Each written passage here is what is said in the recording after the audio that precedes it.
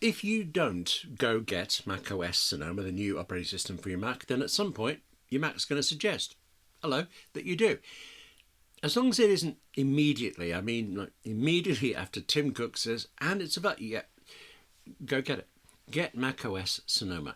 Assuming that your Mac is new enough that it can do it. It actually doesn't have to be very new at all. It goes back. macOS Sonoma will run for several years, certainly all the Apple Silicon ones. And if your Mac can't update to macOS Sonoma, it'll tell you. When you do get it, this is what will happen, because this is always what happens when you switch to the year's big new massive change macOS. The wallpaper's different, and at first nothing else seems to be. Yet then when you do a bit, you a little what use this little feature, you split this tiny little improvement on something, and then you see another one, and quite suddenly, if you were to go back to a Mac with last year's macOS, then it would seem so old, and you'll wonder, why did you like it so? This time, just for example, because I noticed, I was thinking about this going in, it took me about 2 hours of working with macOS Sonoma on the very first beta version before I found switching back to the old macOS Ventura a chore, actually.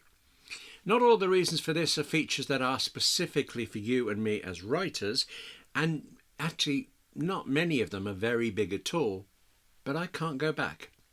And if you don't happen to have already installed macOS Sonoma and been working away on it, then let me show you why. Hello, I'm William Gallagher, and this is 58 Keys, which, as ever, as always, is for writers like you and me who use and you write on Macs with any version, OS, Sonoma, any of those, iPhones and iPads. Do subscribe or support 58 Keys on Patreon, because there is so much to talk about, and today it's all about the Mac. Actually, so much to talk about, but this time it's all quite, most of it's small, most of it's quite bitty. Starting with the Mac's lock screen. That's the screen you see when you start up your Mac. It's changed. I'm not honestly sure that there could be any smaller change than this in the world, but let's find out. Let's not bet on it just yet. The new lock screen, it shows you the time, which is absurdly useful. And if you have several people who use the same Mac, if you don't do that, you won't know this, but it's like having different Netflix profiles on your TV. Netflix is all that stuff. The way you get to the other ones when they trot up onto you, well, now it's quite cute. There is an argument that this now all looks like the iPhone and the iPad lock screens, but, well, call me daft, I did not see that until it was said to me, and now I can't unsee it. But I like this lock screen. And of all the things that macOS Sonoma has brought, well, my favourite is something else that definitely is straight out of the iPhone. Widgets, actually interactive widgets. That there is the bottom half corner of my Office Mac's enormously wide screen. Side story, I studied form design for about an hour or something in the 1990s, and the only thing I remember from it all is the whole hour, is that if you have to put something on the front page of something like a CEO's message to his flock, well, it's always a him when it's demanded. You put it in the bottom left corner, because there you are, he sees it, the tedious CEO knows I'm on the front page, but no one else's eyes will even see it there. Still, bottom left corner, I didn't have actually any other space even on that wide screen, so I put my widgets there, and I like them. Notice how you can have the full flavour of them, the bright colours, or they will just dim into the background while you're working in another app. This should be fixed, but sometimes during the beta period, that dimming, it wasn't perfect. There were versions of the clock widget, for example, where it was actually hard to see the time, and the minute hands especially, against certain desktop wallpapers, including Apple's new macOS Sonoma one. But that's been addressed, it seems. And I like having them there in the corner and just a glance. I like how you can also pick out a new widget by doing this. Just click, drag it anywhere in the desktop. You can see, actually, can't you, that mine are in a nice neat row, but they don't have to be. Apple rather wants you to be. It helps you line up neatly, but it's up to you. Also, that pop-up drawer, it looks a bit short, truncated to me, but it holds in one place all of the widgets that all of the apps on my Mac can provide, and these are the widgets that are not on my Mac because I don't have the app that they come from installed. But I do have those apps on my iPhone. So now the Mac can take apps from your iPhone and use their widgets without you installing the Mac equivalent of the app. I think that's actually more impressive than it sounds, really, because in practice, very often you'll do this and then you'll click on one of these widgets to get more information, like you can with all the other widgets, and the only thing it can say to you is, please open the app on the iPhone like I told you to. But still, you see the information and it's useful, but the rest of them, clicking on widgets, that's the newer thing about widgets, as well as where they are. Initially on the iPhone and then later on the Mac, a widget, well, you see what they are. It's like a little largish pane for showing you information, the weather, your calendar. And all it did was show you that stuff. If you wanted to do more, to add an event or something, you clicked on the widget and it would launch the app. It would take you into the app. Now, on macOS Sonoma, these widgets are interactive. For example, this is the Home Apps widget. Right, so right there, without going into the Home App, I can click to turn on or off a light just through that.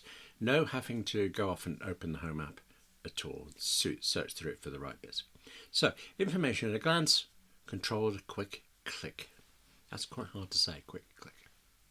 I mentioned multiple users on your Mac and how if you do that, it's like having different Netflix profiles or Disney Plus profiles, the kind of thing.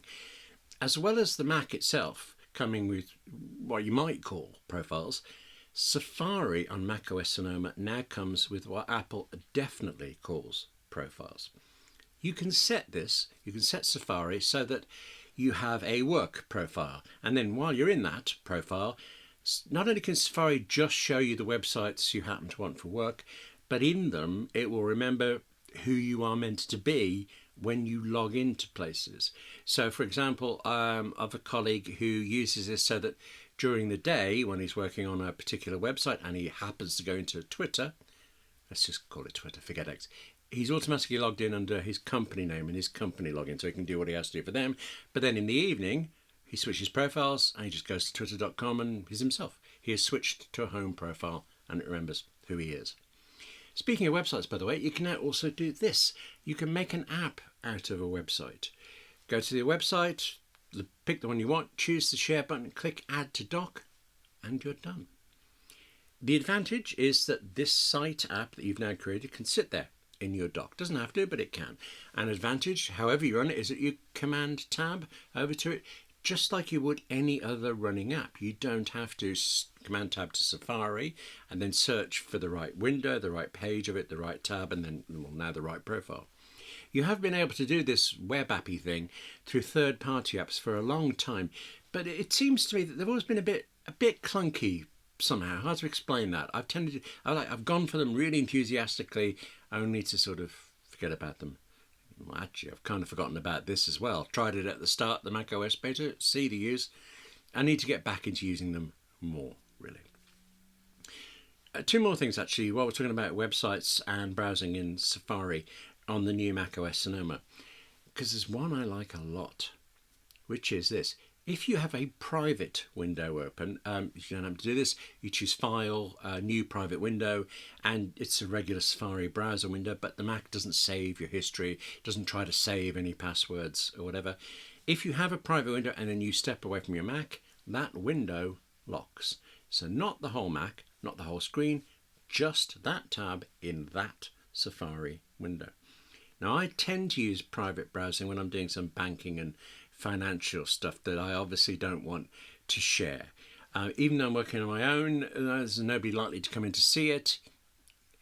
I like the fact that it just locks off. But speaking of sharing, there's an ability now, this is the other thing in Safari, to share your passwords with whomever you want.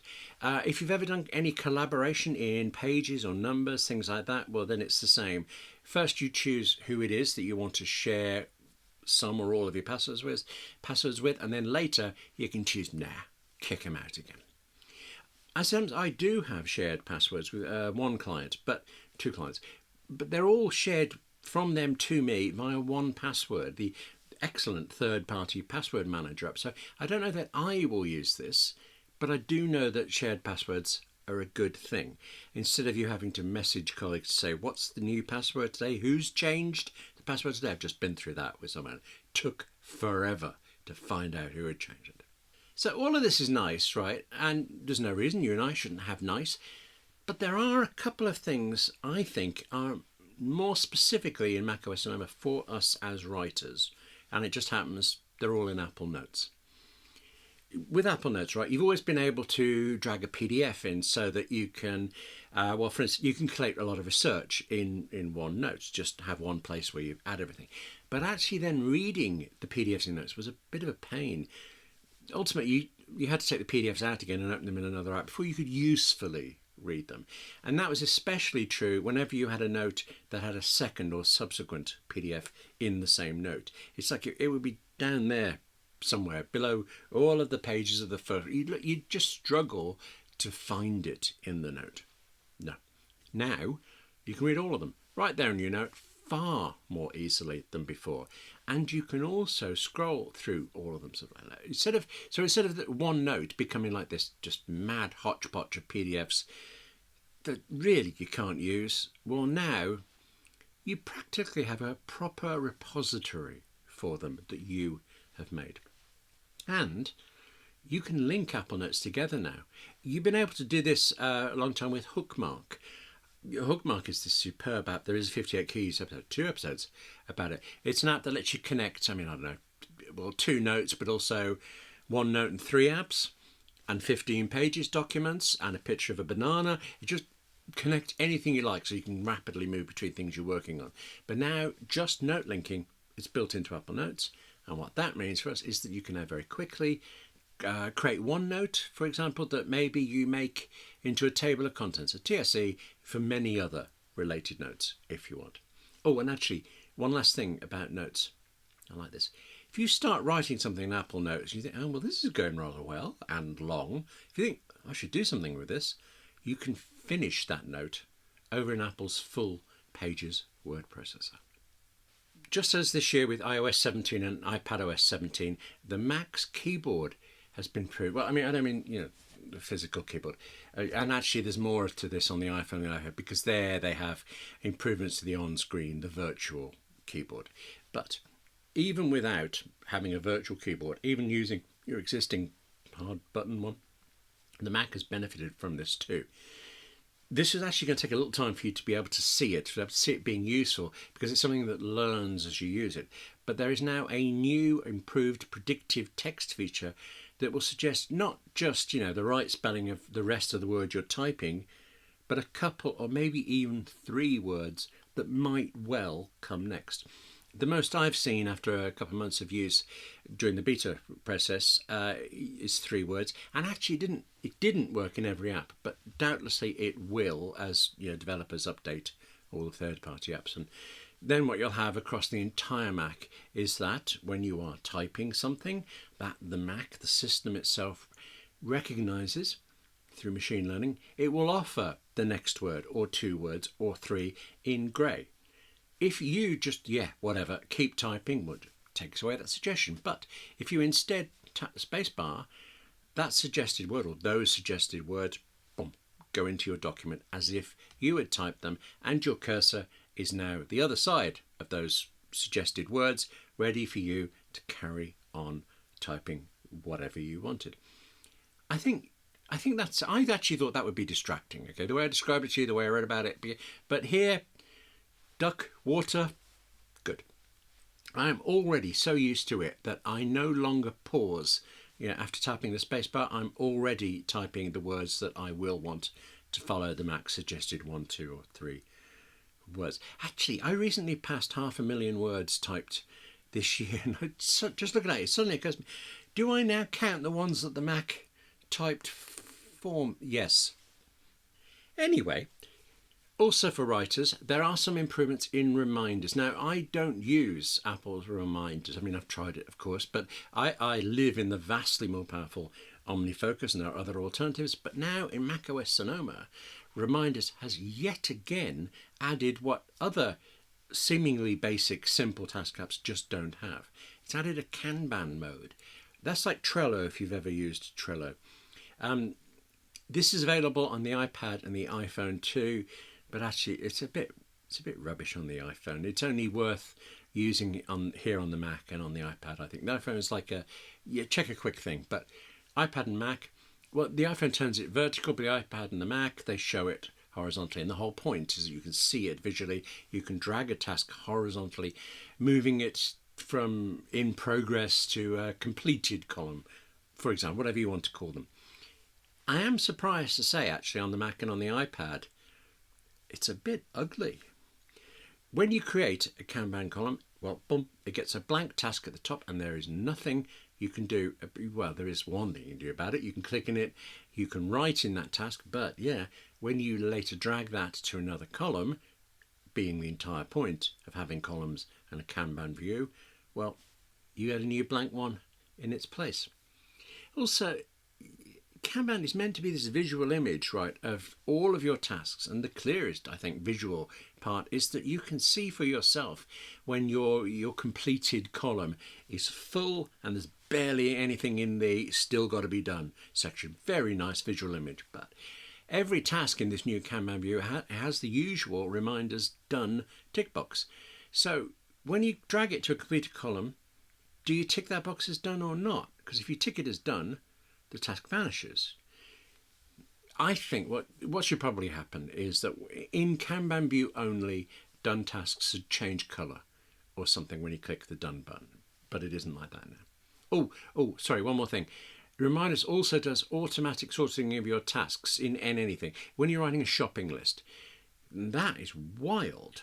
It groups, you have to tell the shopping list, but then when you do it, groups together all the produce. So you can see everything you need when you're at that particular part in the store. I did try putting car, C-A-R, into my shopping list because at the time I needed to replace my car. Why not? And Reminders actually auto-sorted that into a category it called meat. The best I can think of is it thought I was somehow abbreviating carcass. I feel a bit queasy now. Normally, though, the sorting is good. And when you don't like it, okay, you can just drag items out of there. Ugh. Last thing for writers. There are other things. This year's macOS update has just myriad tiny changes that couldn't be tinier, and yet pretty much all of them are really useful. But for us as writers, this last one is key. Dictation. Funny I should say key. Previously on the Mac, if you wanted to dictate, well, fine, it would let you speak initially just for a few seconds, I think it was, but more recently longer. And then when you're done yapping, you were done. Press a button, it's over. But being done doesn't mean you've stopped saying what you want to say. It can mean that you've seen the dictation has misunderstood something and you want to correct it before you forget. And in that case, it used to be you had to positively stop the dictation, make the correction, and then once again tell the Mac, I'm ready, let's start dictating again. So stop, start, go, stop, over and over. No. Now, you do have to tell it to start taking dictation, but if you see something you want to change, well, you just go right ahead, move the cursor, click in there, fix it, move your cursor to the end of where you're talking, and go back to talking. Just carry on talking, carry on dictating. That sounds like a film series. No more stopping and starting. The feature. I really didn't like the Carry On films. I don't know why they're so popular and seem so British, but they are and they do. A bit like Benny Hill, actually. Benny Hill's a sad case because he really had some very clever comedy before he glommed on to what we all know him for now and everything else is forgotten. Anyway, one last thing. Two last things. As writers, we often have Zoom calls, right? And everybody learned how to do those over the pandemic. But Apple has tried to, well, is the word improve? I'm not sure. In macOS Sonoma, when you are on a video call through Zoom, FaceTime, and there are conditions about this, but you can raise two thumbs. And if you do it for just long enough that you look a bit silly, the Mac will register what you're doing and it will launch fireworks behind you. Fireworks, balloons, actually there's a little list of what it will do. Or instead of two thumbs up, you can raise a hand and the Mac will tell Zoom to raise its virtual hand so you can rest your weary little hand. It won't take the virtual hand down afterwards. That's still on you. You've still got to do something. Lots of small things. Widgets, for example. Let me just mention about that. You saw them on the big screen. I like them a lot there. I don't think I'm going to use them on my smaller MacBook Pro window. I really like the lock screen. I really like the private window. I like it all, actually. And if you have any of these Macs, you can like macOS Sonoma too. All of those. Apple's actually rather good at supporting Macs as far back as it possibly can. Anyway, that's it for now. Thank you very much for watching the latest edition of 58 Keys. There are more to come. Well, depending on when you watch this, there may have already been. Links in the description anyway for a full run through of the benefit to writers of iOS 17 on the iPhone, iPadOS 17 on the iPad, and one. Is there a benefit to writers of watchOS on the Apple Watch? Not directly, okay, but there's some really good things in there. Just nice touches. Let's do it. There'll be a link to an episode all about that. Yeah, it'll be fine. In the meantime, though, thank you for watching this one. Take care of yourself. Write more. Stop playing about with new features on your Mac. Get some writing done. And I'll see you soon.